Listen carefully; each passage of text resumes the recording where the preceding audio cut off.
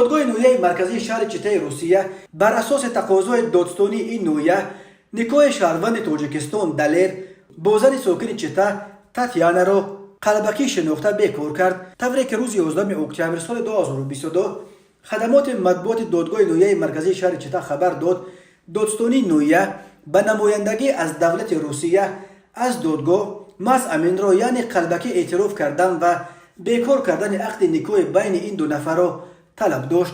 طلبات دادستان برای نتیجه های تحقیق عقد نیکو بین جوابگران شهروند روسیه تاتیانا و شهروند تاجیکستان دلیر اساس یافته بود. دادستانی تاکید کرده است که این نیکو قلبکی بوده با مقصد تشکیل عائله بسته نشده است، چون که تاتیانا و دلیر زندگی مشترک پیش نمیبرند و فرزند هم ندارند. از پاسخهای زن جوابگر برمیآید که عقد نیکوی او با دلیر به خاطر آن بسته شده است که او بتواند بدون ممانعت در قلمرو روسیه زندگی کرده بدون کوتا حق اقامت موقتی را به دست بیاورد. گفته می شود در اطلاعیه دادگاه در نتیجه دادگاه نویه مرکزی طلب پروکورور را قانع ساخته نیکو بین تاتیانا و دلیر را بیکار کرد. دادگاه گفت از بس که جوابگران از این قرار شکایت نبردند قرار دادگاه الکی به اجرا درآمده است.